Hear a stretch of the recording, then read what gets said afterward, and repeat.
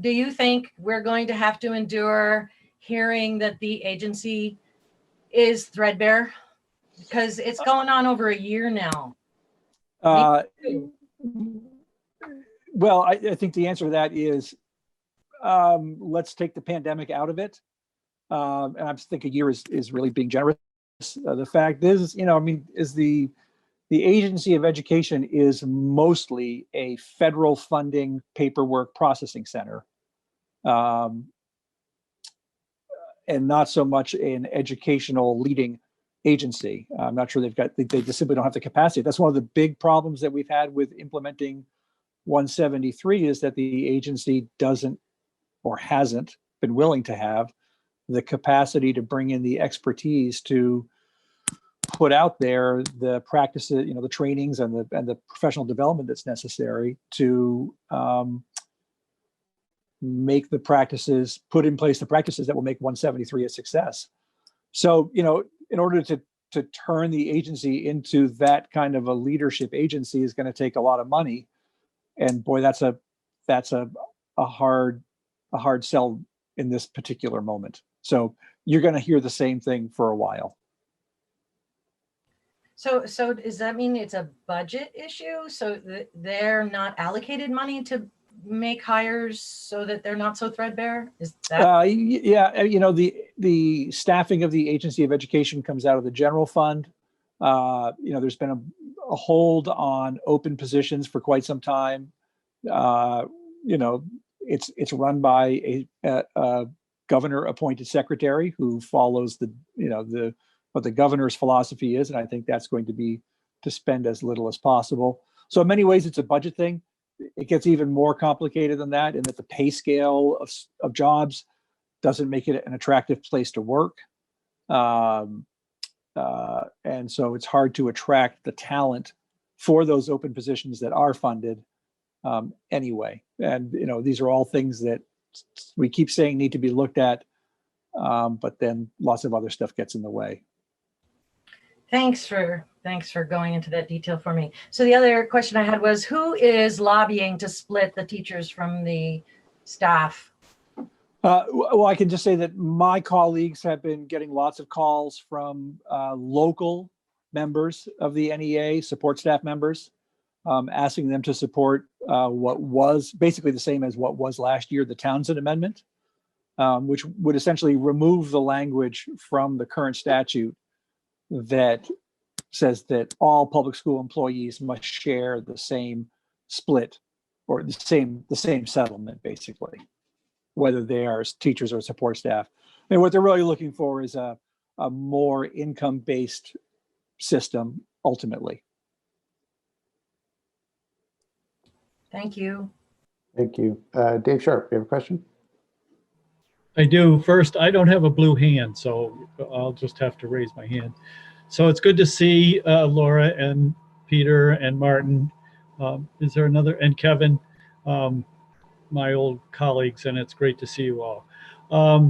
My question is about the B1 proposal.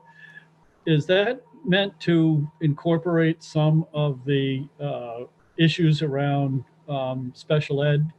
I see that poverty is weighted very heavily in the B1 proposal. I just wondered, maybe that's for Peter or Laura or someone else, what the thinking is behind the B1 proposal. Well, I guess I'm not sure exactly what you mean by the B1, but I can tell you the weighting for poverty is really based on the academic work of Professor Colby at UVM, and really, I think it's based in science, not in politics. I don't know, Laura may want to add more to that.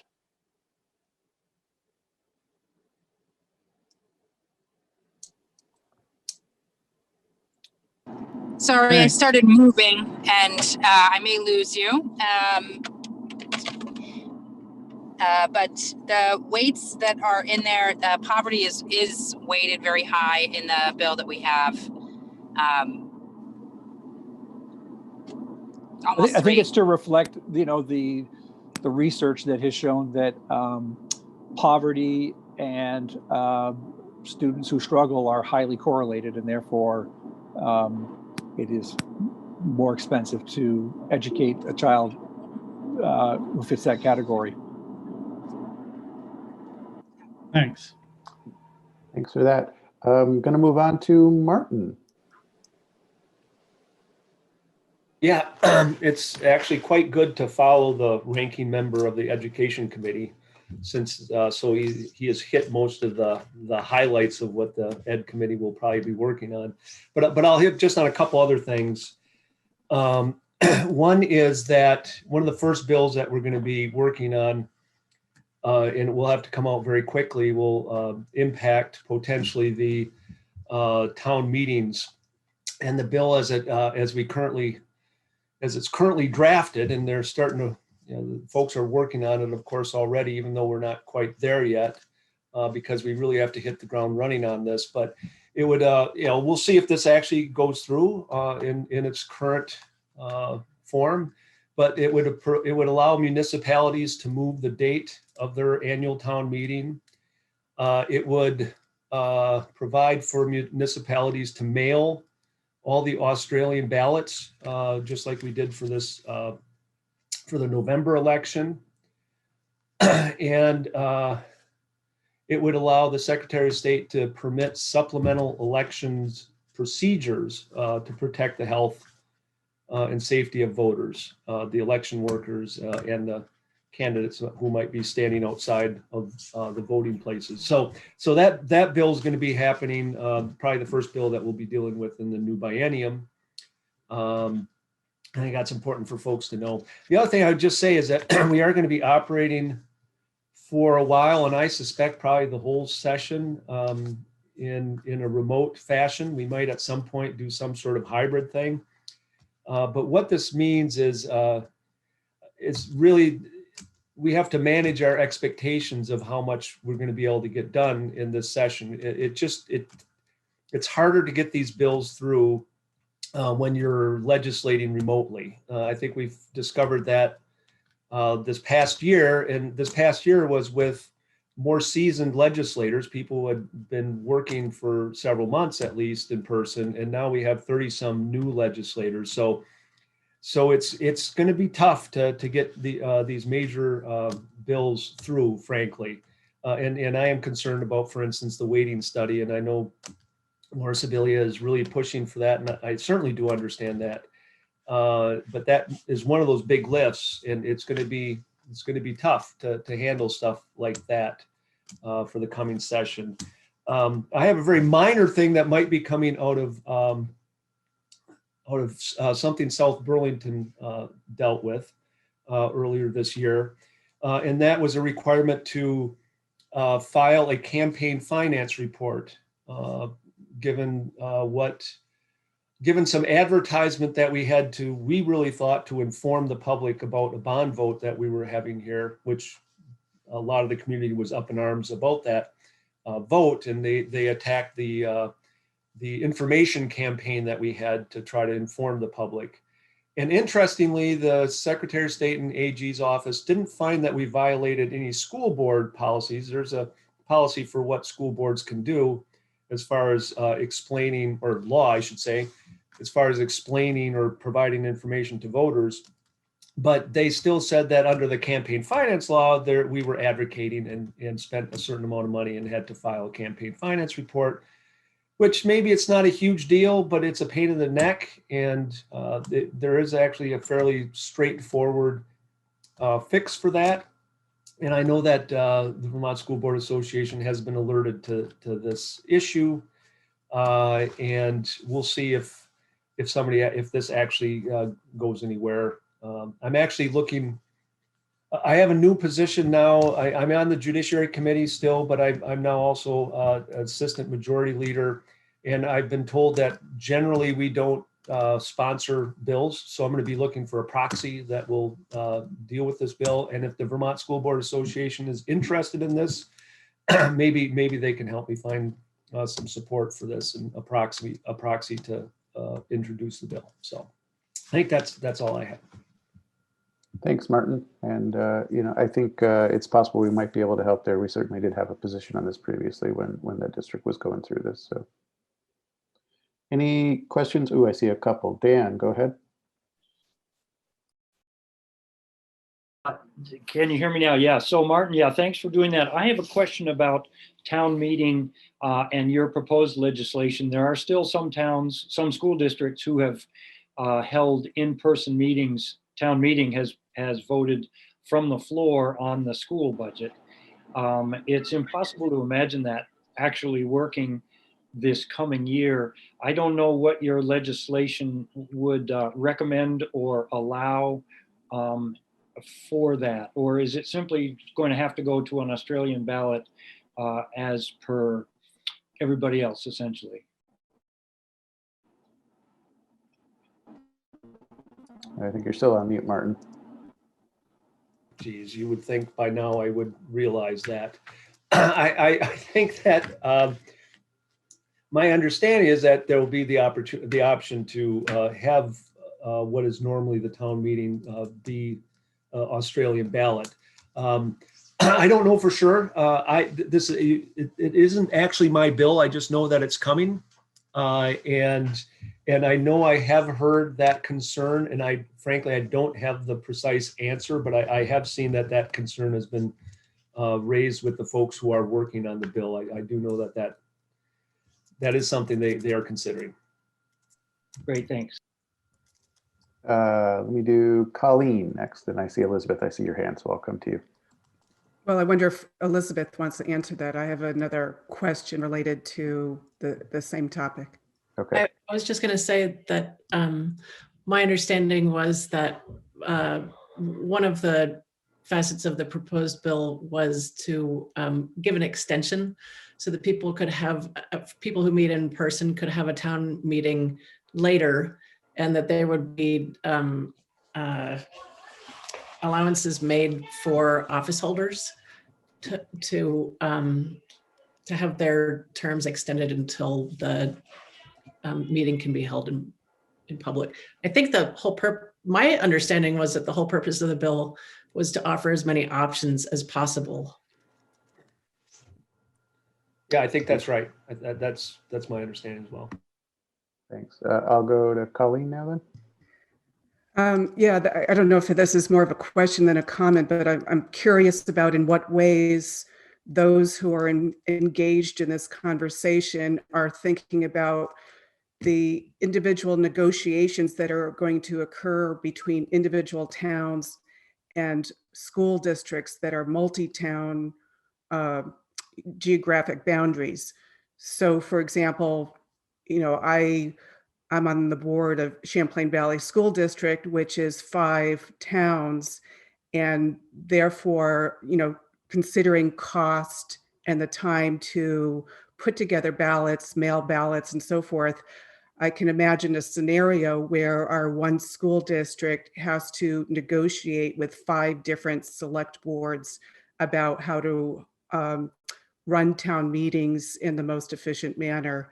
And I understand the need to have flexibility in the state, but I'm also curious about how those who are engaged in these conversations are thinking about, number one, the costs related to having multiple scenarios, and the political challenges of individual school districts that are multi-towns negotiating with multiple select boards. So I'll just, even though it's a comment, I'll comment as well. So it's interesting because this is a bill that some folks are moving that are in the government operations for both the House and the Senate are working on this.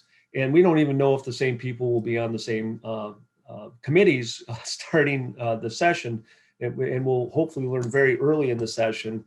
But my suggestion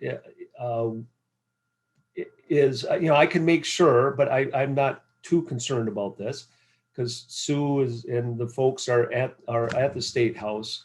But we'll have to make absolute sure that it's not just the municipal clerks who are weighing in and testifying and giving information on it, but also the School Boards Association to make sure that those concerns are there. I know that already our city clerk has, well, you know, not necessarily pushed back, but explained that additional costs that it would be for the city to send out and mail the ballots, because it would be the city mailing out the ballots, presumably. But we don't know. I mean, it's the main point is, I guess the takeaway point is to make sure that you folks are ready to weigh in. It's hard to weigh in because you don't have language yet of a bill. I've just given you 3 basic things that we've been told about it. And there's going to be a very short window of time. But the basic idea is we have to do this quickly if there are going to be ballots mailed out, if decisions have to be made for a March, for whatever might happen in March, including postponing that, we need to get that word to folks as soon as possible. So I would suggest definitely you want to be in touch right at the beginning of the session to make sure you're at the table in dealing with those issues. But, you know, and again, it's something that we feel is necessary because we don't see having handled COVID by the beginning of March, and we're going to still need to be very safe in what we're doing. So. Thanks. I see a couple more hands raised, but I also want to make sure that we've got some time to be able to get speak with the rest of our legislators. So, Flor, did you have a quick question? It's more of a comment, and I'll be super brief. I just heard Martin saying that it would be hard because you guys are in Zoom or new committees, and I actually see, and this might just be my aspirational thinking, that the pandemic has brought, I don't know, public attention like really into focus, into education right now, and to children in general. So I actually see this next session as the one session that things can happen, right? You have the platform to advance all this work, all the inequities, which I don't even need to mention because you know them all, and all of the different bills that we're talking about. Now would be the time to really prioritize that community and get that, meet the needs of children inside and outside of school. So that's just my 2 thumbs. I think it's the best time. Thank you, Flor. Going to move on to Elizabeth Burrows now. Just real quickly, yeah, comment to that. You're right, Flor, on as far as setting priorities. We can't, I've heard the phrase where you can't let a good crisis go by without taking advantage of it to move the ball on certain issues. So I do agree. Thanks, Martin. Elizabeth. Hi, I'm a mere rep-elect at the moment, so largely I'll be listening, but I do have a couple of ideas. I haven't put forth any bills myself yet, but I have heard from a constituent that it would be a great idea to ask that teachers be required to be proficient in proficiency-based learning in order to be licensed. And my constituent's idea was that there be a program offered through the Vermont State Colleges that could be done online instead of school boards investing hundreds of thousands of dollars in an inconsistent training across the state. It could actually be a consistent straight training across the state. So that was one possibility. Another possibility is I watched with great interest the VSBA presentation on the analysis of the weighting study. And I was really surprised by the amount that was suggested that therapy services be involved, and also I believe offloaded to human services. And I think that it might be a good idea to act on that right now for children whose lives have been adversely affected by the pandemic currently, and also for a couple of years in the future. And as I said, I'm doing a lot of listening. Thank you. No, thank you. And actually, thank you for stepping forward and willing to represent. We greatly appreciate it.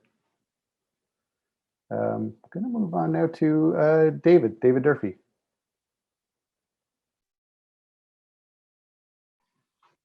Hi. Neil and everyone else, and I'm not sure. Am I last? I jumped on late, so. No, you're not last. It looks like I got Coach on after you. Okay, all right. Well, shoot. I was going to say everything You wanted to have the last word, needs huh? to be said has been said. I don't know that I have a whole lot to add. Just to clarify, and I think maybe it's clear to everybody else, but the legislature did pass a bill at the end of the last session that allows for town meeting to go to Australian ballot for any entity that cares to do that.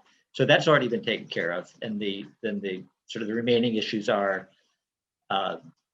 moving town meeting day further out into the spring if there's a sense that maybe by first Saturday in May it would be safer to gather people.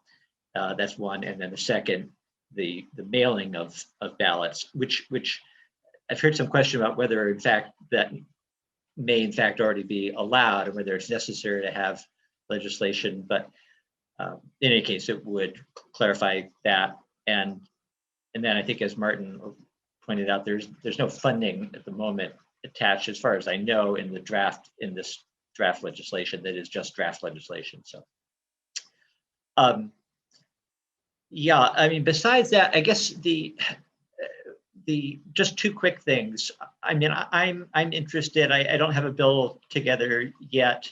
I don't know whether the time is a good time or a bad time to be addressing issues that are sort of larger issues. I think we all know that things slowed down at last session, and maybe they'll stay slow. Maybe we'll get very little done this session, or maybe not. Maybe we will all realize that, oh, there's a different way of approaching things. Maybe this session will be able to run longer than it usually does, since we're all at home, or likely to be all at home, still into the spring. But I think we're looking at severe childcare situation, and we're looking at continued demographic challenges with fewer students in schools as a result. I just am thinking that at some point the state needs to look at expanding funding for pre-K beyond the 10 hours a week, and that school buildings in some cases may provide, where they're not currently already doing it, a place to do that just makes sense financially. If the state's going to be helping to pay for childcare to expand what it's already doing, wouldn't it make sense to start by looking at buildings that are already serving this purpose? So that's a thought that I have that has yet to be coalesced into any sort of language, but be happy to talk more about and hear feedback from anyone that you might have on that particular issue.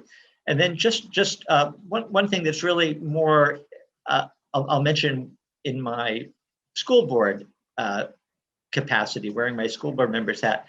I'm on a committee that's looking at changing our charter, our school charter, in response to a request from the public to enable, to allow for the removal of a board member. And I've gotten some help from Sue on this, and as far as we can tell, there isn't a school district in the state that currently allows that. And there are perhaps, there's at least one municipality, the town of Bennington, in its charter does allow it. With a high hurdle, 30% of registered voters collecting signatures, which is quite a task even in non-pandemic times, and then a 2/3 vote. And it's come up because we have a board member who the public would like to remove the public would like us as his fellow board members to remove him. And some of the members of the public are quite upset at us that we're not willing to do that, although we can't legally do that. So that would have to go to, it would have to go to the legislature. A charter change would have to be approved by the legislature. And so that may come up either later this session or in next year. Thanks very much, David. I know that we did have some discussion a little while back, and I think we even had one resolution recently, but that dealt with just a removal of an officer, not actually an entire board member, but just as their position as an officer. Yeah, certainly. I mean, to all of our legislators, we want to be a resource to you. So to the extent that the VSBA can help, please don't hesitate to reach out. At any point, we want to be able to work with you, and we want to be able to hear from you as well too. So thank you for that. And then last of our legislators this evening, if I'm looking at it correctly, is Coach. Good evening, everyone. It's a fun day today. I think like Martin said, and David alluded to, most of the points have been covered. It's going to be a very, trying session. And to really accentuate what Peter was referring to around the ability of AOE to do its real work is questionable at best. I too support the weighting study and the work that a number of us are doing with Laura. It is an equity issue. It is a fairness issue for our children, across the state. So it bears, our attention. I'm also concerned, about Act One and the work that's being done throughout districts with regard to racial equity within school districts, and the AOE not being able to support that work, where it should be the leader in that process. I really laud the work of VSBA in taking a leadership presence, in that, to help be a resource to our school boards. I serve on a board as well, like a number of my colleagues, in the legislature. So this is near and dear, to my heart, these discussions. The ethnic studies work is moving, but it's not as adequately supported, like a number of things that aren't adequately supported by AOE at present. The work that's being done is being accomplished by the coalition, and the work of a number of, our colleagues, around the state, trying to do as much as they can in their other 30 jobs to make it happen. So I really appreciate, those efforts. I do have one bill personally that I feel very strongly about, and this is, I guess, I'm trying to be a little reasonable because I haven't had a chance to speak to the secretary directly about it.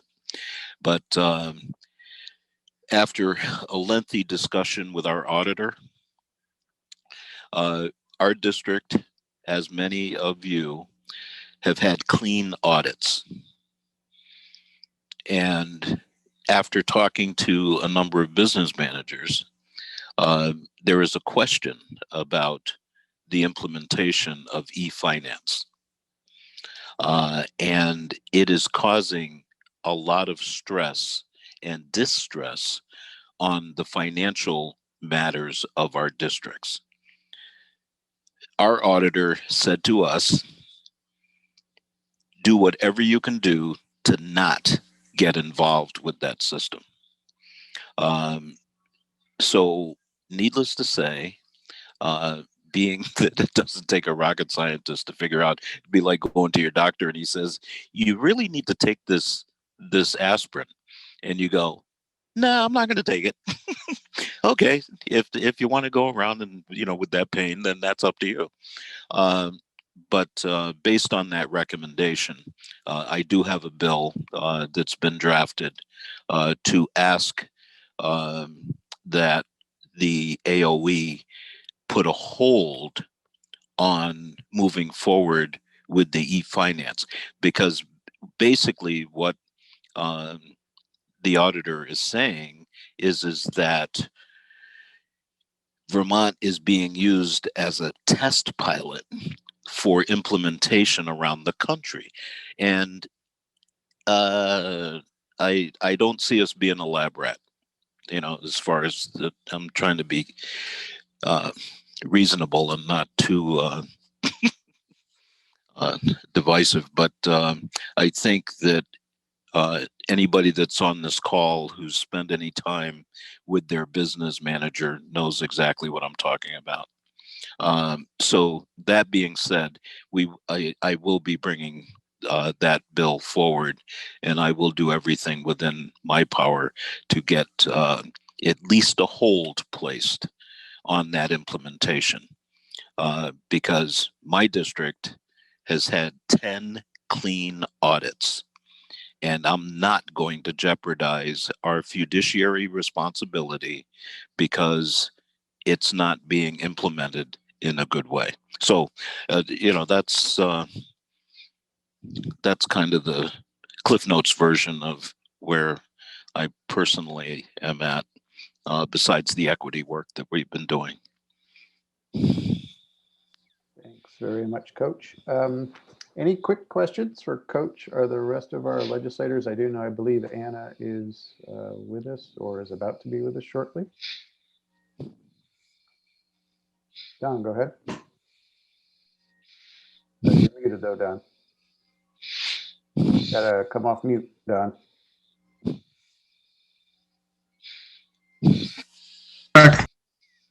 If I might make a comment to the legislators, I would certainly want to thank you for your service. I know what it's like. I was there 8 years. But one thing I would say to you, I worked with the Department or Agency of Education for a little over 50 years, and they've always been shorthanded.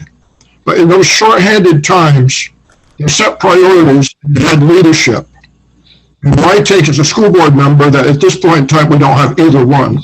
So I would encourage you to be strong and to press both the governor's office and the Agency of Education to do what's right for the children of Vermont. I know many have done jobs in the past, but we've had some really strong secretaries and commissioners with limited staff that's done some wonderful stuff, and that's not happening now.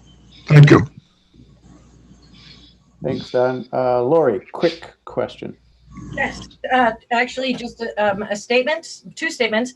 One, Elizabeth, thank you. Oh my gosh, I am so thankful for that constituent to talk to you about that proficiency-based licensure. Wonderful. And Coach, if that's okay, if I don't know you, but thank you.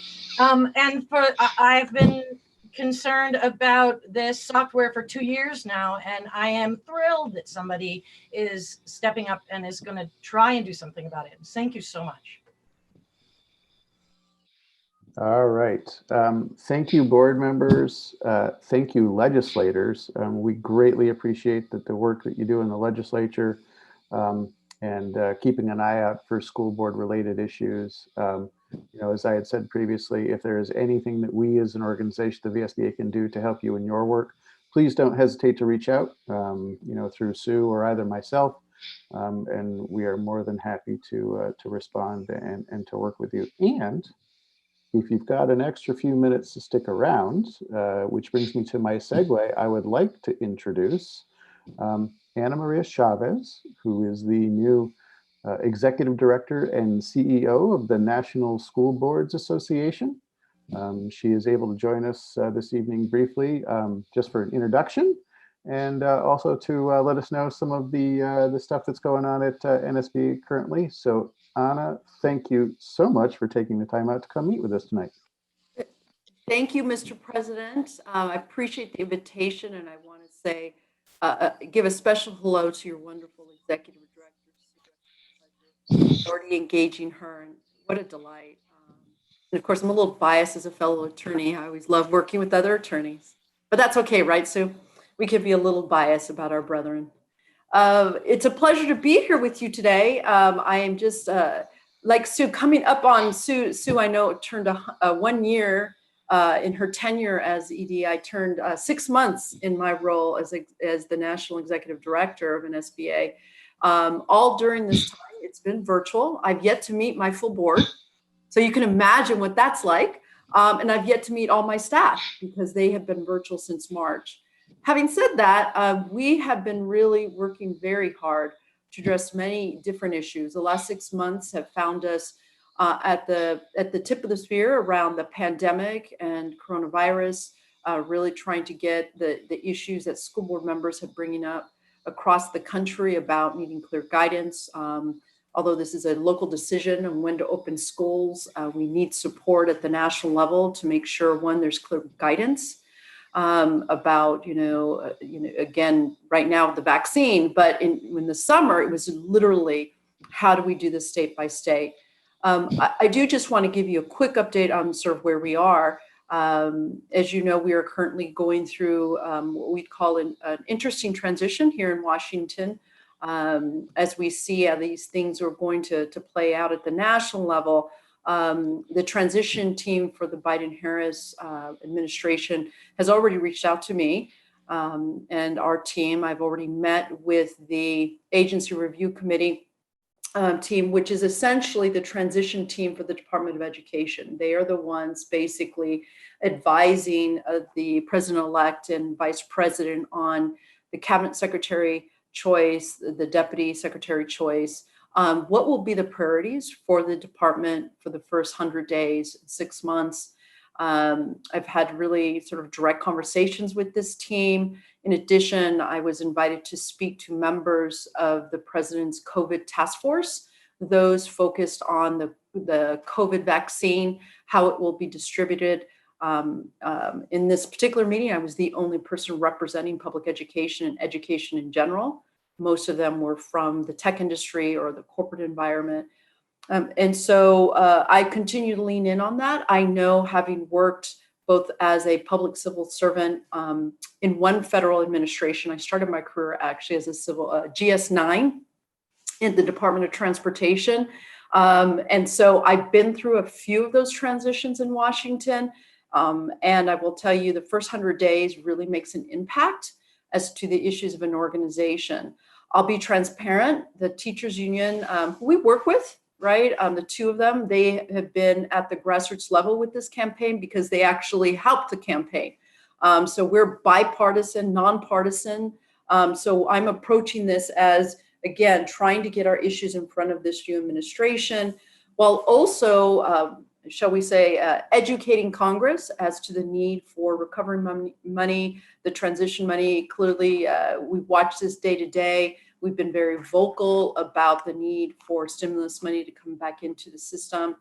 And, we just released our, in the meeting with the transition team, I was asked to give my opinion on the issues that are important on behalf of our organization. So of course I went back to the team and said, this is our opportunity to give the new administration our wish list. So we did give them that document.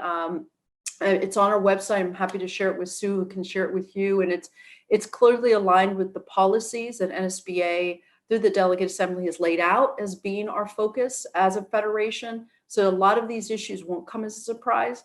But again, I think it was necessary to lay that out specifically to the new administration. In addition, I have worked with President-elect Biden in the past and with Mrs. Biden, Dr. Biden. My former boss in Arizona was the Homeland Security secretary for President Barack Obama. Again, although I'm very nonpartisan in this role, I'll be honest, I will leverage those relationships I've had for 20 years with many people who are going back into this federal administration. And again, to leverage our opportunities to point my peers in the field, whether it's executive directors to key committees, to school board members, to key national committees and task forces. That is my hope. I want to embed your voices throughout the administration, because it's not just the Department of Education, it's now HHS. And I'm excited to see the potential nominee there, because I do know him well and his team very well.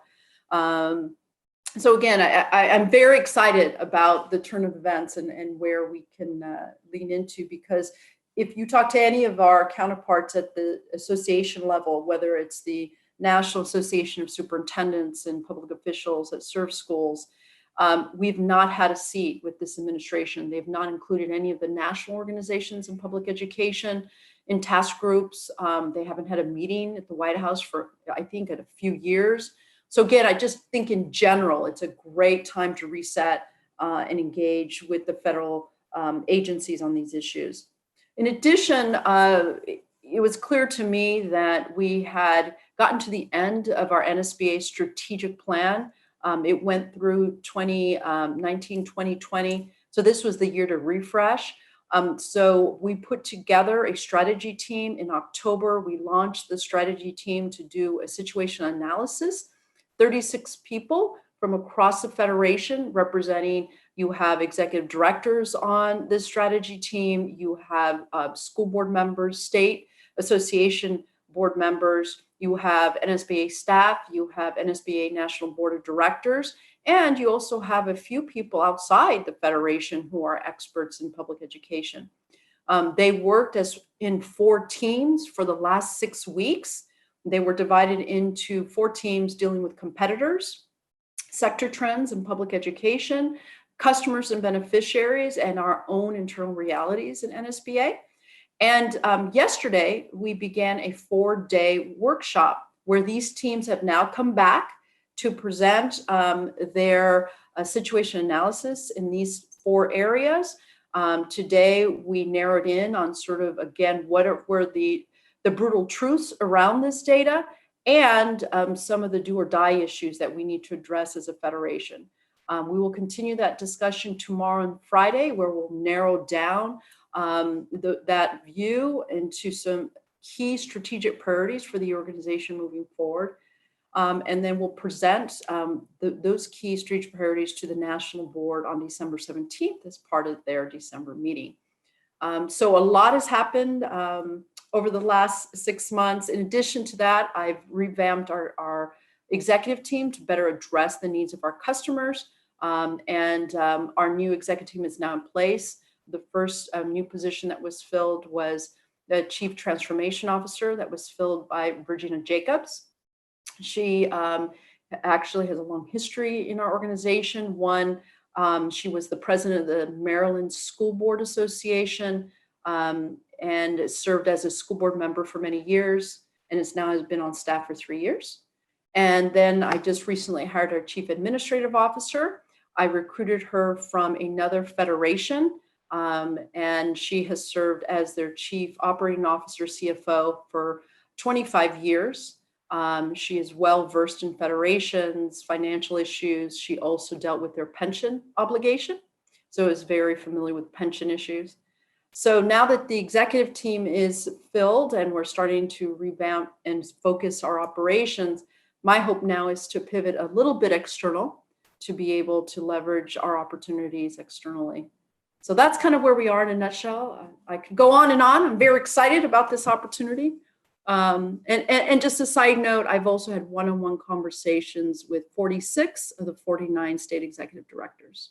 So I have a very good sense of what they're hearing and sensing. And I've been able over the last 2 months to speak to boards in Florida, New Mexico, Arizona,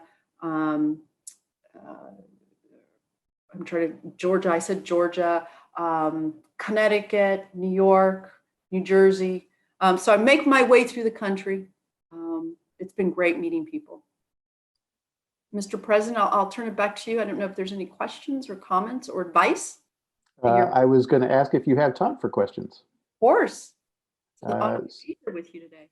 Sure. So, board members, any questions for Anna this evening? I will. Dave Sharp has his hand raised. Sorry, because I'm in, my view doesn't allow me to see everybody at once. Dave, go ahead. Thank you. So I have a couple of questions. One is the last administration clearly was supporting the notion of private schools for all children. Specifically, PPP, for example, was available to private schools and not public education.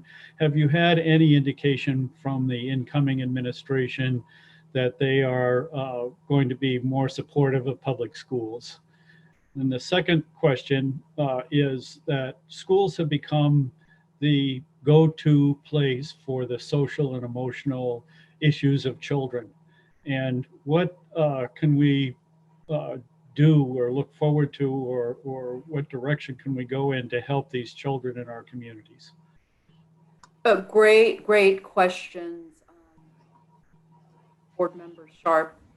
The first issue, yes, actually, unfortunately, in the last 6 months, I have seen several issues come up regarding the diverting federal funds, Title I funds in particular, to non-public schools. We actually recently won something on appeal. We joined forces with the local, with the state association to actually argue that point, that the governor did not have the authority to divert PPE money to private schools. That decision actually came out today, if not yesterday, from South Carolina. That was a really tough situation because it could have signaled an opening for other states.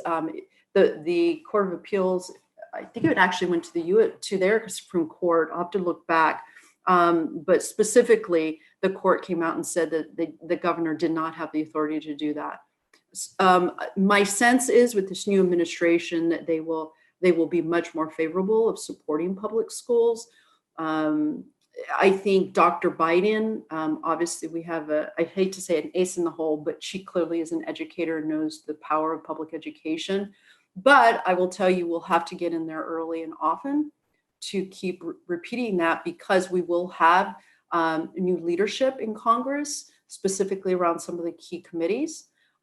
So again, it's not only working with the agency side of the issue, it's also working with Congress. And as you know, we're still waiting to see how the Senate seat turns out in Georgia. And so we're really looking to see how this is going to turn out. But if I could see the pendulum swing, I definitely see with this administration swinging more back toward the issues of providing funding for public schools and not diverting public money to other sources. As far as the second issue you raise, I've spent my career evaluating the issues of social and behavioral determinants of health, not only for children, but for seniors and older adults. I think this is an area, going back to sort of evidence-based programming, how can we elevate it's a sort of a universal view, a 360 view of children. It's not just, getting them into school and looking at the academic side and testing side. It's everything that surrounds them. Board Member Sharp, I will have to tell you, I have a little bit of a bias. I will give you my disclaimer right now. In Arizona, I oversaw all the state programs dealing with funding for the homeless programs in Arizona, congregate meal sites, all the aging programs, the domestic violence shelters, and juvenile corrections. And so I do look at children from a holistic standpoint. I have seen, unfortunately, investments in other pipelines, whether it's juvenile correctional issues, whether it's over the incarceration of certain populations. And again, until we address the social and behavioral determinants of health around children, we're going to continue to repeat practices that I've seen not play out very well at the local and state level. So that's a whole new dialogue I think we need to start. Again, one of the reasons our transition document went not only to the transition team on education, it also went to HHS, it went to the Interior Department, and it went to several other federal agency transition teams, because it's not just the job for the Department of Education. It has to be a joint effort by the federal government to address the needs of the 55 million children in public education. So again, I'm a little biased about it. I've just seen the needs of both underserved populations, but the issues around rural communities and urban communities. Having grown up in a rural community, I'm again a little biased around those issues. So sorry, had to give you that disclaimer. Thanks. Lori, is your hand up from before, or you have a question for from before? It's from before, yeah, sorry. Okay, no worries. Any other questions for Anna this evening? Anna, do you happen to know delegate assembly? Do you think that we'll be in person in 2021, or don't know yet? Sure, let me give you sort of the play-by-play that's been happening behind the scenes. So as you probably are aware, we had originally scheduled another in-person annual meeting in New Orleans in April. And we have been behind the scenes working amicably with the New Orleans Convention Center, letting them know that based on the COVID situation, we couldn't see a way forward in convening a large number of people in New Orleans. So as of actually yesterday, they agreed with our contractual stance that force majeure should supersede the contract. They've let us out of their contract. So we are now going full steam ahead to plan a virtual annual conference in April. Part of that conference will include a virtual delegate assembly. We're hoping to bifurcate the delegate assembly to allow at least a day in April virtually, and then in August to combine an in-person delegate assembly during our leadership conference, which apparently happens every year. Again, it didn't happen this year because of the pandemic. So that's how we're trying to do it. We did host, as you know, 2 virtual delegate assemblies, one this summer and one in October, trying to at least take care of some of the issues that were delayed from this past April. So we're kind of, it's an interesting time because we're actually dealing with 2 delegate assemblies at the same time. The 2020 delegate assembly and now the 2021 delegate assembly. And thank you for your patience, because it's an interesting process to do virtually, but we are convening some of the governance committees in January virtually, and that's being scheduled right now. And then again, the issue of elections of the national board will happen in April. Does that answer your question? It does. It does. And I also want to say thank you, because in part it was the experience that we had for that first virtual delegate assembly, and then a follow-up conversation with Francisco that helped us figure out how we were going to run our state association's annual meeting. And so to be able to have that to leverage and to work from was a huge benefit for us. So thank you for that. Any other questions for Anna this evening? I am not seeing any. Thank you so much for taking the time. We greatly appreciate it, and hope that we won't, maybe we won't wait another year to talk to you again. Oh, I hope it's not a year, and hopefully one day in person I will be able to make my way up to your beautiful state, having spent a few days there in my other career position. But again, thank you for your leadership. Thank you for volunteering to be on the front line of these critical public policy issues. I have a lot of military family and friends, and worked with the military for a few years. I call it, you're the Marines on the wall. That's how we feel these days, but you're not alone. We're there with you. NSBA will always be with you. And please don't hesitate. We're always there to support Sue as well. We have a lot of respect for her and her team, her mighty team before. But again, reach out anytime you need anything. Thank you so much. Have a good board meeting. Thank you. Enjoy the evening. Okay, good night. Bye-bye. Thank you, Anna. Thank you. Okay, board members. Any follow-up questions from that? Not that I would be able to answer them, but certainly something that we could take back if we needed to. All right, so we're going to move on in the agenda this evening. And next up is an overview of VSBA resolutions as it applies to our 2020-2021 legislative session. No, Sue? Yes. Maybe we had a little So typo I in the have- agenda. We were looking at 2020 legislative session, but we have a new year ahead. Right, it's 2021. You're right. I'm not up on my years in that document. We'll have to change that. So there are two documents in your packet that relate to this agenda item. The first document in your packet relative to this agenda item is the legislative update. It's more of a preview, I would say.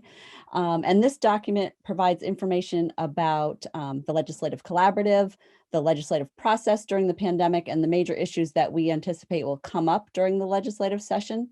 So we'll start by reviewing this legislative update document, and then we'll take a look at the second document in your packet related to this agenda item, which is a list of resolutions which may come into play in the upcoming legislative session. So we'll review that one after the legislative update. So if you can take a look at the legislative update, which is in your board packet. It should be on page 2 of your packet. Sue, I put up on the screen. Oh, perfect. Thank you. So we just wanted to review for everyone that the VSBA participates as a member of the Education Legislative Collaborative with several other associations, and that we're going to be changing the way we do things a little bit this year and the way we get information to you. So we're going to be generating fewer of those long and very detailed legislative reports. And we're going to be giving you much more frequent, shorter information that's going to be coming to you most likely on a weekly basis, and could be even more frequent if needed. We want to remind you to reach out to your legislators, and there is a list of legislators in your packet by district and supervisory union. That we gave that list to you because it's updated from the new November elections, and it is going to be available on our website in a format that will allow you to copy email addresses out of it easily and that type of thing. So keep an eye out for that. The first day of the session is January 6th, 2020, and they are definitely going to be remote for the first month. And as you heard, it's likely to be longer than that. We do know now that Emily Long, who is a school board member, was elected the majority leader, and Martin Lalonde, who was also on this in this meeting earlier, I'm not sure if he's still here, was elected the assistant majority leader. As it's the beginning of a new biennium, the composition of the committees are not settled yet, but the expectation is that the leadership of the House Education Committee will remain stable with Representative Kate Webb from Shelburne as the chair. Now we could get into a little bit of the substantive issues that I have listed in that report for you. And I would just group them rather than going through each of them, word for word. I would group them into 3 categories. The first one being education finance. It does seem clear that the General Assembly is going to be considering education funding generally in some way, with attention to the education fund and the yield bill, and also the impacts of COVID-19 on education costs and prospects for allocation of any additional federal COVID-19 relief funds if those come. And also the weighting study fits under this category, including its intersection with Act 173. So there's a lot to look at under education finance, and all of these matters are very significant to public education in Vermont. Related also, and also very important, is capital construction aid, both with respect to lifting the moratorium for capital projects necessary to renew school facilities and ensuring that new requirements for addressing any environmental concerns, such as the issue in Burlington with PCBs, are not imposed on school districts without sufficient funding support. Also related to this first topic of education finance is initiatives to address the dynamics associated with statewide health insurance bargaining. With such substantial cost pressure that's on school districts in the state of Vermont generally right now, it will be important for state policymakers to consider any legislation that's intended to adjust the process for statewide bargaining in the context of and with a full understanding of the cost implications of those adjustments. So it would be useful if they would proactively consider legislation that explicitly is intended to improve the cost outlook for statewide bargaining. The second major area that I would group some of these initiatives under would be equity, anti-racism, and implicit bias. And as you know, the VSBA, along with the VPA and the VSA, took a formal position condemning racism and in support of implicit bias training initiatives in public schools. There's a link to that in your packet. And we are prepared to work on those issues, and we'll consider proposals through the lens of achieving the intended purpose and also efficiency. And also of note is that legislation will likely be introduced to prohibit school mascots from representing Indigenous people, and we may be asked to testify on any bills on that topic. Getting toward the end here. The third area that I would group some of these issues under would be learning loss. And I'm sure all of you have a good understanding that all students have experienced some learning loss during the pandemic. And the extent of that loss is dependent on a number of variables that include broadband access, family support, actual in-person instruction versus online instruction, level of support needed, and even the individual student's state of mental health. We expect that the Agency of Education is going to begin focusing on this topic sometime in February, probably early February. Secretary French has indicated that he expects that the agency and education systems in general are going to remain focused on safety of operations through the end of January due to the increased risks associated with the holiday period. So now I'll briefly talk about the resolutions document. There's a resolutions document in your packet, which has in it resolutions. Well, let me back up and say resolutions are positions taken by the VSBA on issues of importance to Vermont school boards. So they are very important to the association. And the list in your packet is not a full list of resolutions. It's the ones that are listed and are in the packet are set out in the order that they appear in the full set of resolutions. They're not prioritized or grouped in any way, but they're the ones that we think may relate to some of the issues that are going to come up in this legislative session. It may not be all of them. There may be others. The full list is in your board handbook that we went over in the last board meeting. I already mentioned the list of legislators. So I think have provided you all the verbal information and written information that I wanted to. And at this point, if there's any comments or questions about the upcoming legislative session, we would open it up for those. Thank you. Laura, you've got your hand up. I just want to say thank you very much for that list of school districts connecting us with the legislators. That's fabulous and wonderful. Thank you. You're welcome. Any other questions for Sue and legislative preview? All right, seeing no, my gut tells me it is going to be a busy beginning of the year. Um, but I think that's kind of happened to us like almost every year. So we are prepared. Moving on in the agenda then, next up, I can get to it. I believe is, yeah, the waiting study. So a waiting study update. So first, what I wanted to let folks know about was a group that had spun up, I believe, back toward the beginning of November. It was created, I believe, in part by some board members from the Burlington School District who had formed a coalition.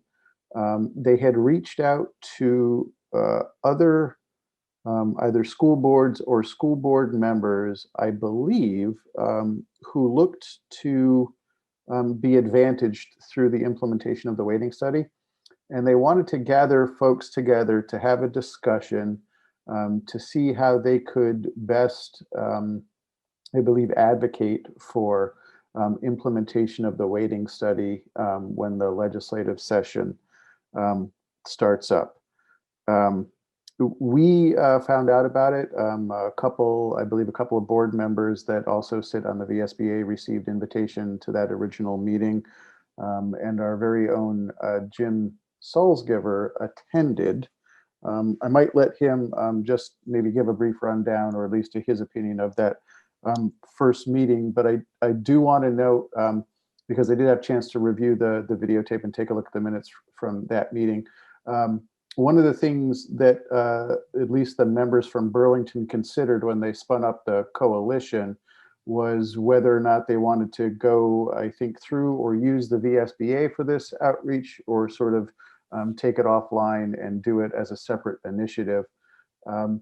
And I believe, if I'm understanding what Mike Fisher, who was, I think, sort of heading up that effort and is a member of the Burlington School Board, had said that they felt that it might be a little bit better to take it out of the SBA, understanding that the VSBA sort of needs to balance the interest of all school board members. And I think they knew at the time that there were going to be some members that that were more financially advantaged, maybe by the implementation of the waiting study, and other districts that might find it a little bit more of a financial hardship based on how the tax rates might have been adjusted. So they made a conscious effort to maybe not go through the VSBA for the creation of this, but created it off separately on the side.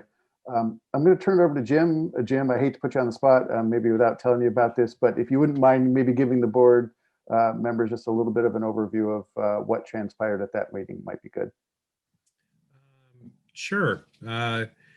Basically, I guess my take on it, we got a variety of invites to my local board, and people were interested. And honestly, the first communications that came out, it was from the Burlington School Board members, a whole group of them. And the communication that came out, wasn't 100% clear as to what coalition they were trying to put together for what positions. But one could kind of guess that, it was probably, in support of moving the waiting study forward more quickly. And when they held the meeting, it was, I was actually impressed with the Burlington school board members. They were open. They were just discussing, how do we get the right people involved? They noted that they were initially taking the approach of, okay, who's going to be most financially advantaged, by implementation of the waiting study. But they were very open and just had a good discussion, trying to put together a group to potentially advocate for that. They have their next meeting coming up on the 17th. When they did ask about, how they could potentially, contact additional people, I just threw out the fact that we had a VSBA board meeting coming up, and we could, potentially discuss.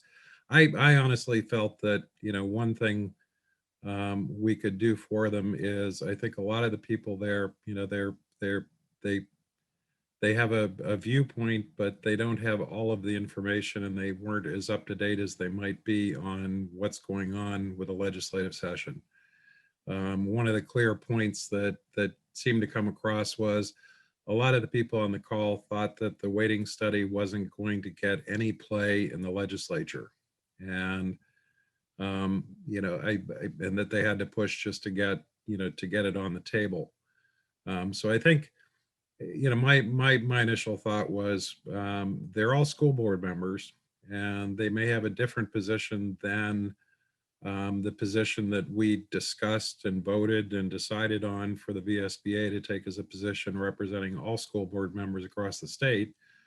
But they're school board members, and, you know, at least, you know, it would be helpful to make sure that they're, you know, fully informed as to kind of what's going on in the system. And if they want to argue a different position, that doesn't mean the VSBA is, you know, changing its position, but they're school board members, and to some extent, I thought it made sense for the VSBA, you know, to be there as a resource for them, not to argue their points if they're different than the VSBA has decided is its position, but just from the standpoint of, you know, any significant group of school board members in the state who wants to argue a position, I think we can, you know, without being necessarily a part of that we could provide them with some element of support, at least information or you know, something. So I thought it was worth our discussing. And, you know, honestly, you know, one of the viewpoints they had is this is an issue that is going to divide a whole lot of school boards around the state, and with different, you know, boards taking different positions. And I think it's, you know, important for the VSBA to recognize, you know, what voices are out there, and to try to, you know, serve all school board members, you know, whether they, you know, want to argue a different position than we've decided to take or not. So that's a long-winded background of the meeting. No, thank you, Jim. Very helpful. Dan, I see you put your hand up. Yeah, thanks, Neil, and thanks, Jim, for that. I just wanted to alert people to an action that just happened to start taking place this morning in the southeastern part of the state.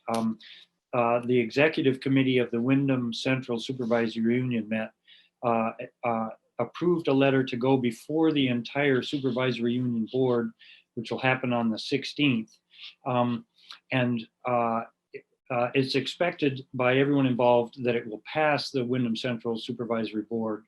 And then the letter will go on to the legislature, and we promise to share it with everybody here. And it may be the initiative that Burlington was trying to get together, or a completely separate one, but it is, the letter is fairly strongly worded, and it makes some really important points about the implementation of the weighting study. For example, and it's a longish letter, but let me just run through a few of them. 20 years of inequity based on the fact that weighting was supposed to be studied and implemented as a part of Act 60 and never was, has really affected lots of schools in the state. Too often schools are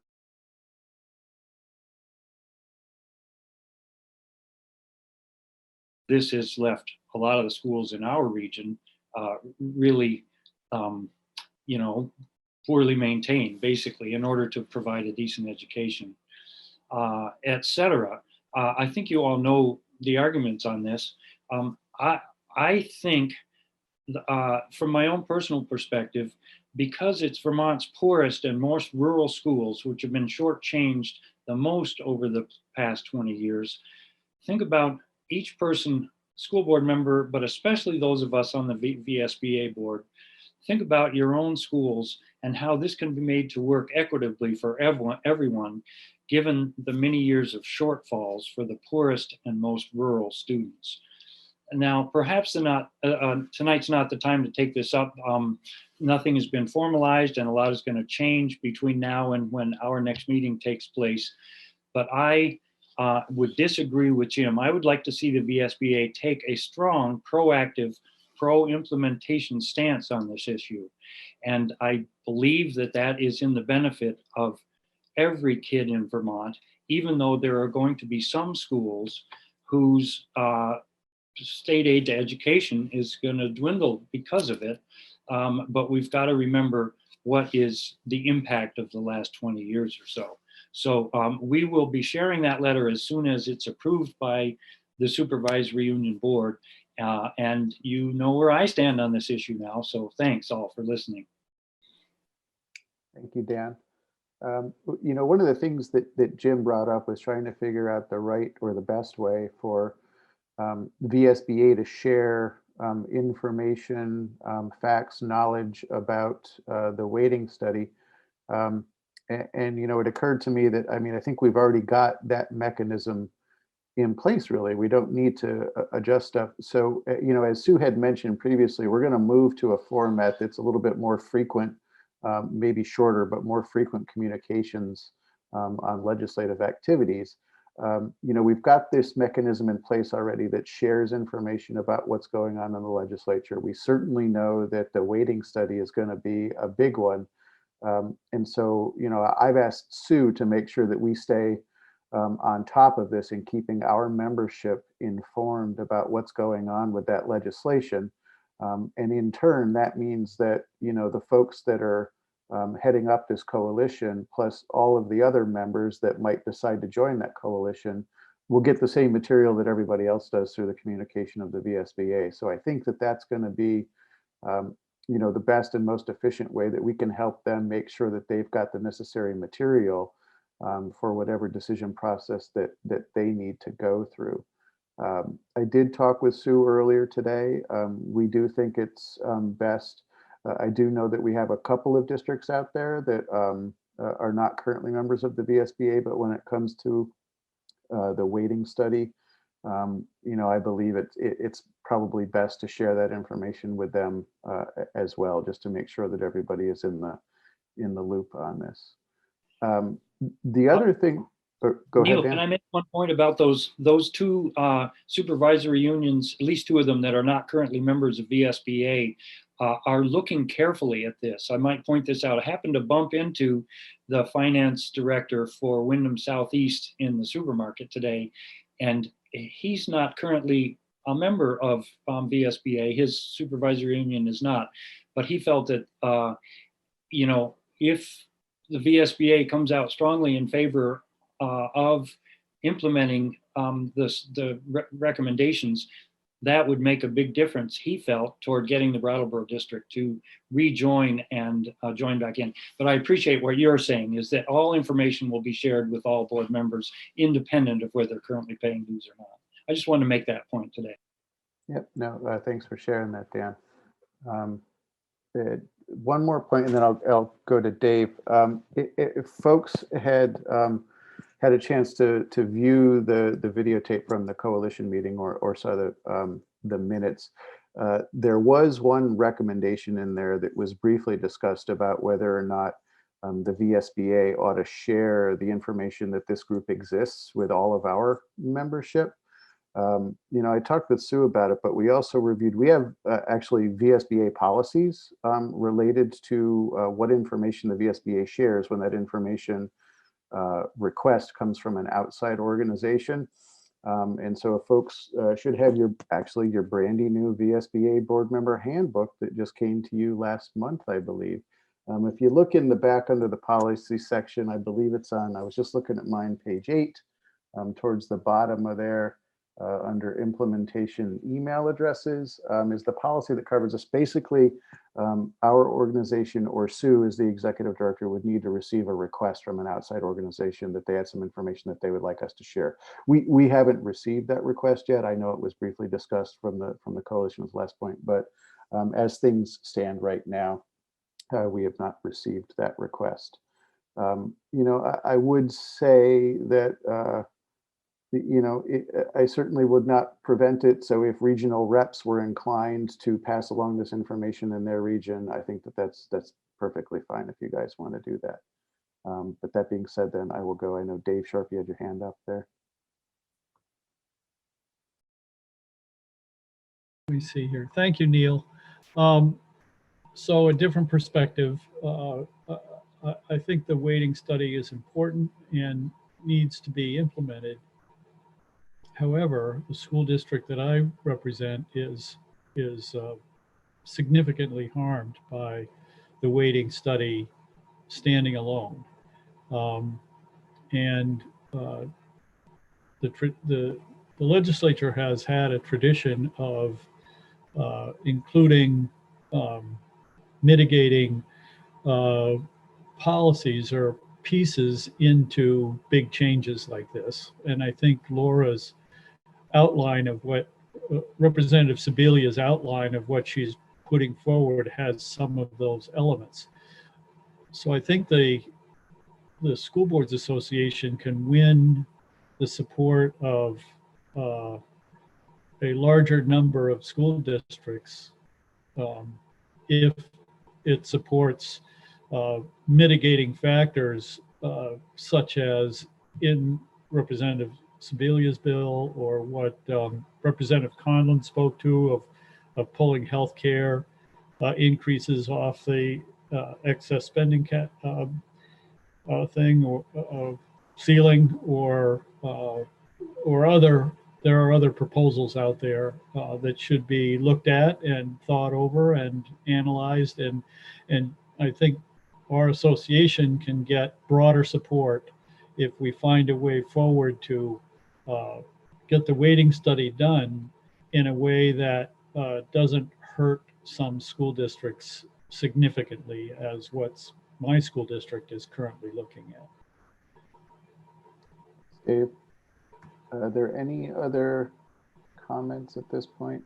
I think what I will add to Dave's point is it wasn't my intention for this agenda item, since we only really gave it a limited amount of time, to either change or revise the previous motion that we passed on this, or any existing resolution that might apply to the weighting study. So, you know, board members should recall that the last motion that we passed on this did have the board supporting implementation of the weighting study.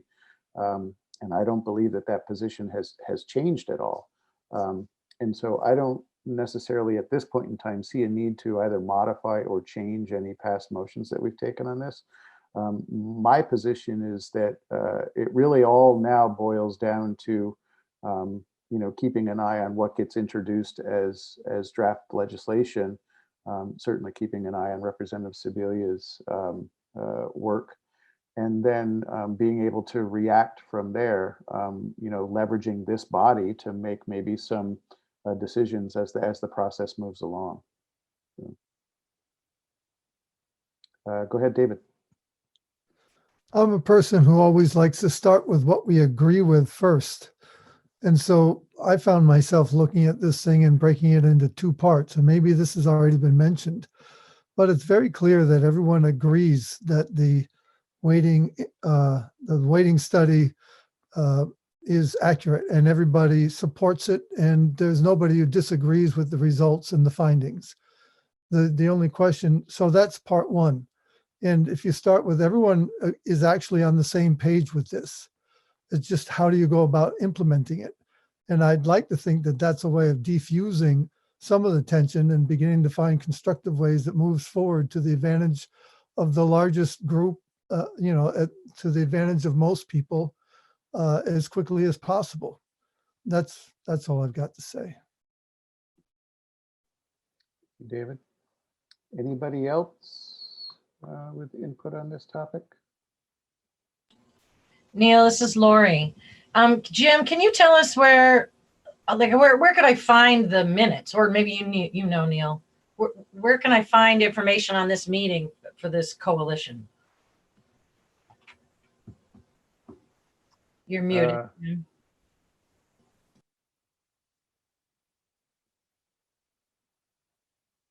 I know, Jim, you're still muted. Sorry. That's Okay. all right. Yeah, I sent a link to the minutes and the video to Sue. So probably, you know, Sue's the best point of contact to get that. You know, again, their next meeting is the 17th. I'm planning on going to the meeting on the 17th. I think it's interesting, and again, it's kind of just what David said. In our district, we've got pluses and minuses in different districts within our overall system. But I have no doubt that the weighting study needs to be implemented. It's just, how do you do it? And so I think, they're interested in that. So I'm interested in hearing what they come up with. Thanks. Laura, I see in the chat you might have draft legislation available for review.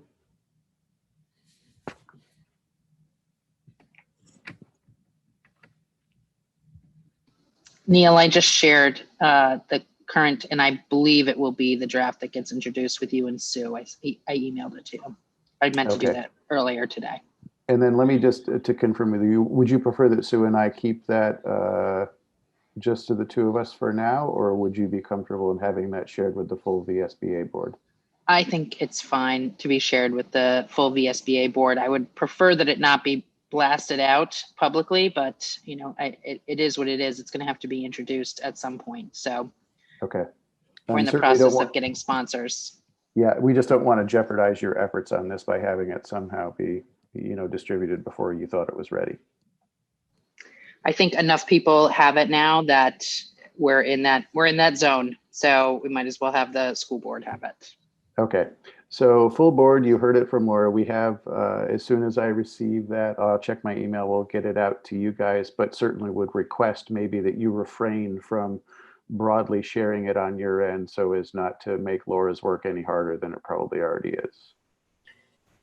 Neil, it's Lori Childers again. Could I just ask real quick, Laura, why are you suspending the small schools grant in this legislation? Because we are replacing it with a population density and small schools weight. So, which is much more quantifiable, right? So there's science behind that. The small schools grant, I think Dave Sharp there can probably give you chapter and verse on, although I don't know if he was there when it went in, but it's largely random, the small schools grants. So. And I also believe it was one of the actual recommendations that came out of the weighting study is that the weightings would end up replacing that grant, right? Yeah. Yes. I see some heads shaking. Dan, did you have another question? No, it's just a comment. Even though I speak very stridently on behalf of this, it is with the thoughtfulness that Laura's put into this, and which everyone here has expressed, that it be done carefully and thoughtfully. So even though I'm pushing for it, I want it to be done in a way that includes as many people as possible, and I think Laura's done that. So I just want to make that comment. Thanks. Thank you. Any other comments on the topic of the weighting study? All right, seeing none, everybody, buckle up. I think that the ride is going to begin in January. We're going to need to stay focused on this. I am going to lean heavily on this group of folks if the VSBA needs to take a position on this. So you know that your voice matters on this. It's not it is definitely not what Neil thinks about this. It is definitely not what necessarily Sue thinks about this, but it's about what this body thinks about this. And so we will be using that guidance going forward. So thank you, board, in advance. Your work will be necessary. I'm going to move on then to an update on the lawsuit. And I'm going to turn it over to Sue, but Sue, I know we talked about this before, but for the advantage of our newer board members, if you could just give a little bit of a history and a context on this, I think that would be helpful for them. Certainly will. So I included a copy of the trial court's decision in your packet, and you can see that this is a case involving Vermont's Public Records Act. And the question was whether VSBA is subject to that Public Records Act. came about because a school board member was attempting to obtain emails exchanged or sent to staff of other education associations. So it wasn't emails being sent to a public email address. Those are automatically public records. But it was emails sent to other education association addresses. And the course that it took was that the VSBA did not provide those emails. And so the school board member, who is actually an attorney, decided to file a suit against the VSBA. In the course of that suit, both sides filed motions for summary judgment. And the decision that you have in your packet is the court's decision on those motions. In order to get to have enough information to make that decision, there were some depositions that were conducted, including a deposition of myself, a deposition of Neil, and also of Nicole Mace, the former executive director of the VSBA. And in September, we received this favorable decision from the trial court, which did an analysis and said that VSBA is not the functional equivalent of a public agency. Remember our last meeting, I talked to you about the VSBA's organizational structure, which is a 501c3 nonprofit organization, and we're a member association. So after the trial court issued this decision, the reason I'm giving you an update is because the plaintiff appealed the decision to the Vermont Supreme Court. And so at this point, we are waiting to receive his appeal brief, which is due, I believe, by December 16th, I believe is the date that it's due. And just to give you information about our representation, the VSBA is represented by attorney Bernie Lambeck, and that is being covered under our insurance policy, and that will continue to be the case for the appeal. And the only other bit of information that I have for you is that I did contact the NSBA to determine whether they might be interested in filing an amicus brief, and that process is underway, and I think it looks to be quite promising that they'll be working on filing an amicus brief in support of the VSBA. So that's the update on the lawsuit. Are there any questions? Any questions from the board members? You could speak up or raise your blue hand, because with the screen now, I can't see everybody.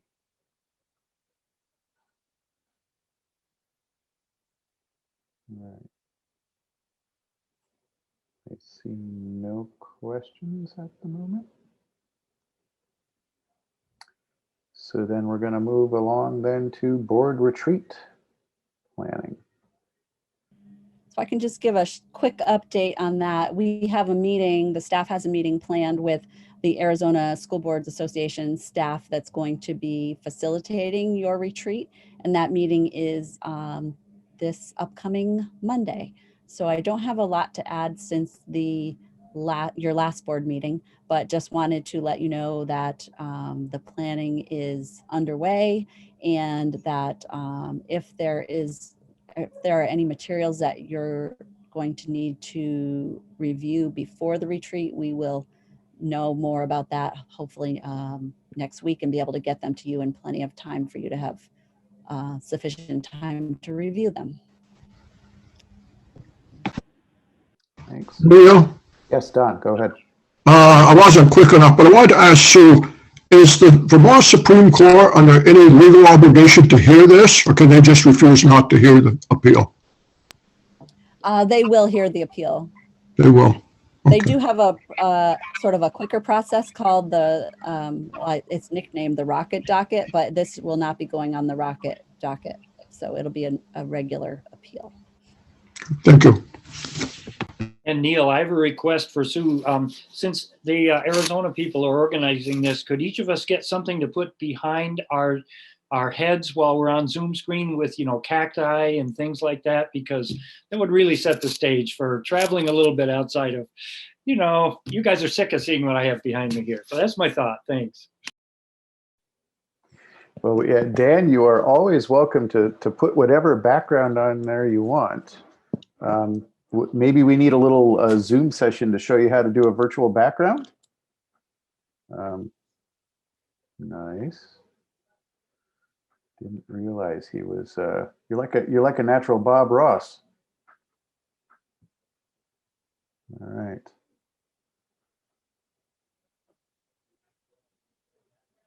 Nice. Wonderful. And then, as I had mentioned before, board members have just planned for tacking on, and I am sorry for this, but tacking an additional hour onto the beginning of that meeting in January, just to handle some business before we jump into the retreat items. Okay. Moving on in the agenda to the first quarter treasurer's report. Kim, is that you? Yes, that would be me. And I have no idea why, but just a few minutes ago, I dropped out of the call for no reason. I'm sure everything on my screen went black. I'm glad I'm back. I don't know that there's a lot to tell or point out. I think most importantly, I think a large part of the difference in our cash balance, as you were to look from year over year in our balance sheet, is partially due to timing. Not surprisingly, some of the billing is delayed, and also our bills, I think, our dues came in more quickly. So dues coming in more quickly, bills arriving more slowly amounted to a portion of that larger increase in our cash balance that jumps out as noteworthy. There were two minor line item explanations. They're at the bottom of page 3, I think. Page 3, the bottom of the P&L, so bottom of the expenses, just noting our unemployment taxes up, and the other making fewer copies, saving the planet, folks. And then the draft application for the PPP forgiveness is out, and I'm not sure exactly when it is. Sue and Carrie will be meeting with them, but that is upcoming as well. Are there any questions? All right. Thank you for putting in the comparable balance sheet. Thank you so much for the suggestion, Lori. I think it's really great information. I think it's an unusual time to see that that's a direct apples to apples year over year, same time of year in this moment. But I think it's really valuable to have that vision on it. So thanks for the suggestion. Thank you, Carrie, for making all good suggestions come to be. I am glad to see that Lori continues to, she started her campaign early for the treasurer's position next year.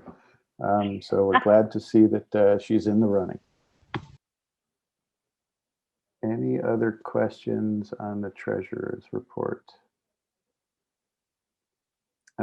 Seeing none, then I believe I want to move on to the strategic plan monitoring report. And for new board members, I just want to say, this is the tool that we use to sort of make sure that as an organization, we are focused on the items that we set aside for ourselves in the strategic plan. Since the very first VSBA board meeting that I ever attended, I thought that this was an awesome tool. It was a great way to see exactly the work that was being done and to be able to tie it directly back to exactly what we said that we were going to do. And so with that introduction, I'm going to turn it over to Sue or the rest of the staff if there's some items on here that you would like to highlight that we've been working on recently. Yes. So there are several actually.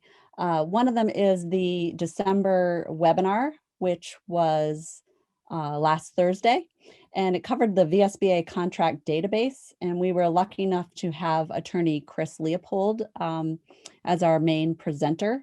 And I think this was a really great webinar. We had 34 board members registered, but we may end up even sending it out to everyone because I think it's really useful information. And I think a lot of board members don't understand, they might not even know we have a contract database or really understand how it works. And this was a really good explanation of how it works and how this type of information can be a very powerful tool for boards to use in their negotiations. The other things that I would like to highlight are we had our fall newsletter went out. Also this month, board members will be receiving a postcard in the mail that is good for one pair of Darn Tough socks. So that will be your, you'll have to put the code, order it online, but there's a code and it will be free. And it will be, the code is good for the month of January. So when you get the postcard, if you get it in December, you need to wait till January 1 to put your order in. But we're very, very thankful that Darn Tough Socks was happy to partner with us again on this. I believe this is the third year that they've partnered with us to appreciate board members. And also in connection with that, there will be a legislative resolution proclaiming January School Board Recognition Month. So that is coming up in January. Let's see, what else?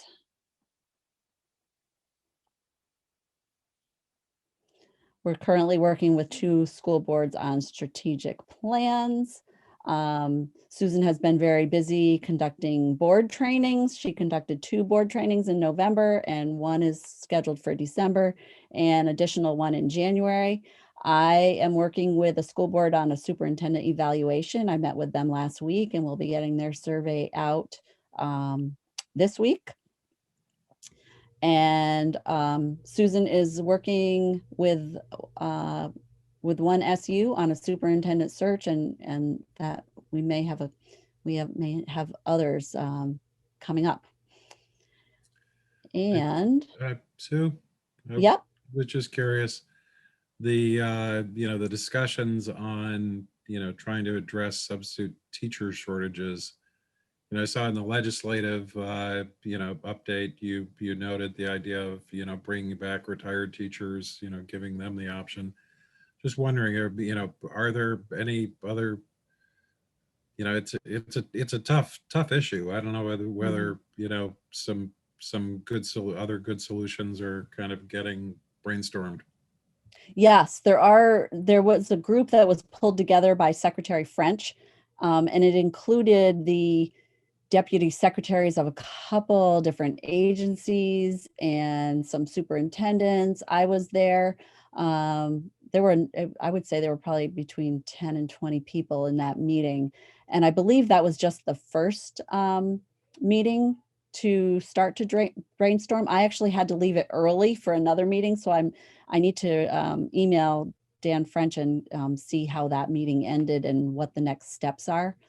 But it's definitely something that they're working on solving. And one of the things that he noted was that he has received some requests from school board members to for waivers, because he can waive and allow them to work as substitutes. Normally, school board members cannot be employed by the district that they're a school board member in, or the SU, but he can, as secretary, waive that, and he is willing to waive that. So if any of you are looking to be a substitute, now is a great time to do it, and you could probably get a waiver from Secretary French. So I think that's everything that I wanted to cover under the monitoring report. Is there anything else that Carrie, Susan, or Sandra wanted to point out that I missed? We did get our final audit report back from the auditor saying that there were no management issues. Neil, a question for Sue. Go ahead. Sue, I liked what you were saying about the legislative format, maybe shorter but more frequent. What does that do with our relationship with the other organizations? I mean, are they going the same route, or are we going to try to do a occasional one as a group? I think that the VSA is going to do probably some of their own updates for their members. I think most of the other associations are going to link to what VSBA creates. So we still have the education legislative collaborative, and we're still all working together very collaboratively. And we've actually met, I think, probably at least 5 times this fall, and we're meeting again December 21st. So we're still a collaborative. We're still working together. It's really more the fact that the VSBA is the official employer of the legislative analyst. And so we'll be hosting some information on our website, but I believe those other associations will be linking to it. I think it's always good to explore other options, so I'm pleased to see how it works. I think it will. Good. Thank you. Any other questions for Sue or staff on the strategic plan monitoring report? I have one question. Yep. Colleen. Yeah, go ahead. Okay, so this is an amazing tool, and I'm so appreciative of the detail that goes into it. And I imagine it takes quite a bit of time. Your list of indicators, excellent. I'm thinking how, I have a question. Like, I'd love to be able to share this with my board, but that doesn't seem appropriate. But maybe just the structure, or maybe a couple of examples. And I'm thinking more specifically directed to the VSBA equity policy that many boards perhaps are adopting around the state. And one of the policy statements is that superintendents shall adopt indicators. And I think there are various structures around the state that people use for that, but this model that you have here, I think, is very useful. And perhaps if you could just think about it, and maybe I'll send you an email, but I'd like to know how I could share maybe a piece of this from that perspective. So thank you. That sounds like a great idea, Colleen. I'm happy to follow up with you on it. Okay, thank you. If I can just jump in for a second, this is Susan Holson. I do include a sample page of this when doing board trainings, so that A, you can see the whole format, and B, you can also discuss pretty cleanly who has responsibility for which of these columns in the development, because this is aligned, of course, directly with the strategic plan, right? And so each of these goal areas are as specified in the strategic plan, and that is a collaborative process between the staff and the board, or in the case of your school district, between the board and administration. And so I do use this as an exemplar, as is, if that's of any value to you. Okay, so I'll send an email, Sue and Susan, and CC Neil, just so he's in the loop. My question, I'm glad to hear that you do use this, Susan, as an example, or pieces of it. What I really appreciate about this is the clarity that you have here, and there's not a lot of, you're not verbose, you're not going on. It's very clear, it's concrete, it's measurable. So I thank you. Thanks. Any other questions on the monitoring report? Once again, hats off to Sue, Susan, Sandra, Carrie, for all the work that you guys do. It's amazing what we can get done with such a small organization. So thank you once again. Moving on then, we have our consent agenda, which includes the November minutes. If there was a board member so willing to make a motion, I would love to entertain it. And just go ahead and speak up since I can't necessarily see everyone. So moved. Neil. Kim. Kim Gleason, move to approve the consent agenda. Do we have a second? I'll second. Second from Floor. Any discussion? Oh, Floor? I have one, just this last name on the attendees has an S instead of a Z. Not a big deal. It's fine in the other parts, but just. Okay. I think we can make that correction. Anything else? All right. All those in favor, please say aye. Aye. Or raise your thumb or do something that says I am in agreement. Any opposed? Any abstentions? Motion passes. Neil, I have a question about abstention. I wasn't here at the last meeting, and so I wouldn't vote one way or the other. Does that mean I'm supposed to abstain? So here's the crazy secret when it comes to minutes, right? Is you don't need to be there. This is just you attesting to the fact that the organization did take minutes and you are trusting that they accurately reflect the meeting. But just because you weren't there doesn't mean that you need to abstain. All right. So we will take that. The consent agenda passes. Are there any items that board members would like to bring up under new business or anything that you would like to see added to the agenda for a future meeting? Neil? Floor.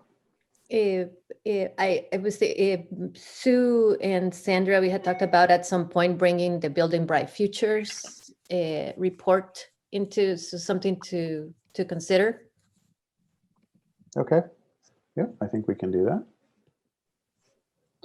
I don't know. So just thinking ahead, right? So our January meeting will be short. It'll only be an hour. So we'll have to see how much material we can squeeze into that time frame. So if it doesn't make it there, we might have to push it to like February, if that's all right. Neil, I think we also wanted to mention one thing, just so that everyone understands, and that's the shared spreadsheet that I have with you all that has your local school board member email address, contact information in it. I just want to make sure everyone understands that. I have updated again this month, which I try to do at least once a month because there are constant changes in probably at least 50 changes a month statewide. But the link to that doesn't change. I sent you all a link last month. It's the same link. If you can just bookmark it, the information on the page will update and change, but the link stays the same. So if anyone needs that link, please let me know. Otherwise, it has your full contact information for all of your local board members so that if you want to send them information or contact them, you can. Thank you, Carrie. Dave, go ahead. So I have a question with regard to that. I'm a new board member on my local school board, and I have been chided if I reply all or if I send a email to the other members of the school board that I am technically violating the open meeting law. And so I've stopped doing that, obviously. With regard to this communication, sending a note from Lori and I to all the school board members in Addison County or in our region. Is that a violation of the open meeting law? And what precautions or concerns or steps should I take? Right. What you want to do is you want to send all of the addresses in blind carbon copy and BCC so that if they reply, they only reply to you and not to everyone. And also it's more convenient for when they open it. But if they reply to you, then it'll be solely to you. The other thing is, Dave, that that type of communication, a communication from you to the board members in your region about VSBA is not board business. It's not your school board's business. So it's not the same situation as what you would deal with on your local board. It is a public record, meaning if someone asked for that email, they would be able to obtain it because it's sent to the school board email address. But it's not subject to the same requirements that communication among members of a public school board is subject to. Thank you. You're welcome. Kim, sorry, I skipped over you, but you had your hand up before. That's okay. I was just thinking more broadly about some of the issues raised, and I don't know that it can be solved, but I wonder, I think we need to think about, in February would probably be a good time frame, what leadership is happening out of the AOE, particularly as Coach had mentioned on matters related to equity. And while we certainly can lead, is there anything else that we might do to draw the attention of, frankly, the State Board of Ed and the Agency of Ed on those matters? So I put it out there as a maybe for us to think about if we have a role in it in any way. And maybe as we get toward February, we'll have it. I guess we are all probably hopeful we might be in putting out the fire, moved a little bit past putting out the fire mode, which has consumed everybody. So just a thought. Thanks, Kim. And I'll check with Sue, but I think we can certainly add it to the agenda of items that we want to take a look at. And then, yeah, as things unfold, we'll see whether or not we've got both the capacity and the timing right to maybe address the issue. Any other items from board members on new business or other future agenda items? All right. I was thinking that we were definitely not going to make the 7:30 time frame, and here we are at 7:15. So you guys are amazing, man. Thank you so much.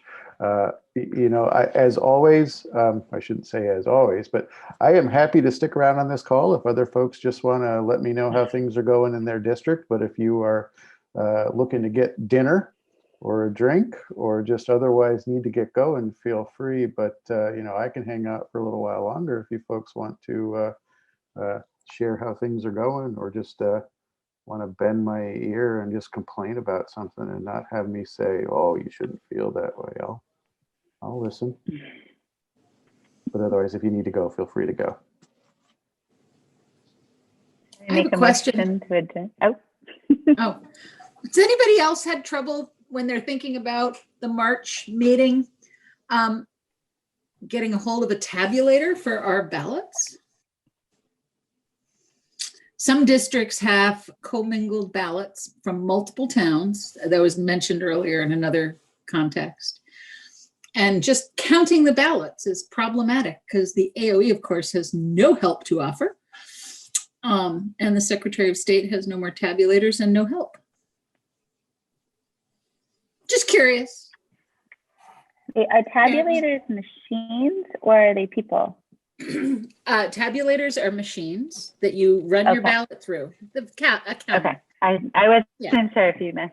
Yeah. Okay. No, for towns that always did hand counting, it becomes an issue. Is it a requirement, Adrian, that they be counted immediately? Like, for example, our town has tabulators, right? And we have commingled ballots, and what we do is we just collect them on. We just, at the end of the night, we just push them through. Like, once we're done, could there be some arrangement that you could borrow our tabulators like a day or two later to run yours through? You could. I mean, what we've worked out right now is we're going to go at 8 o'clock when Wallingford is done and use their tabulator. I was just wondering if anyone had a better solution than starting counting at 8 o'clock at night. So this is Colleen, and Champlain Valley School District, which is 5 towns. We're one of the largest districts in the state. I've participated in helping feed the ballots. It takes hours, and we have, I don't know, at least 3 machines Do and it you takes personally hours. have them? Your school district has them? Or are you using municipal ones? Well, the municipal ones, because the town clerks oversee the process. But it's a huge production. So you might want to contact either our superintendent's office or one of the town clerks who's familiar with the process. And I would say Missy Ross is a good resource in Heinsberg, but it's a big process and it's more than an hour, but it's like we get pizza and there are a bunch of people there and we're just But see, that's the feeding. problem. You don't want to do that this year. So there were millions of dollars, federal dollars, that went to the Secretary of State, to the state of Vermont, to provide tabulators. And I know many municipalities were able to get tabulators. I'm pretty sure school boards are considered a type of municipality. Not No? what Will Senning said. Oh, okay. Well, that's too bad. And more to the point, they've run out. Sadly. I was just wondering if anybody had any, I mean, I think we've worked out a solution. We're going to get a card and use Wallingford's tabulator, but it's not going to be fun. I was just. Adrian, you may want to find a school district that does not vote in March, or a community that doesn't vote in March. Not all school budgets are voted in March. So there may be somebody that has a machine that they need in May or April, but they don't need it on town meeting day. I'm one of those. Do you I don't have know your that I own can tabulators, Kim, or you volunteer. borrow them? I am guessing we do it through the town, and the town will be voting the municipal budget in March. Yeah. No, I mean, So but I'm happy to inquire, and I'll message you, Adrian. I can message our superintendent. I am pretty positive that those are all owned by the municipality. We just happen to have voted our schools. Yeah.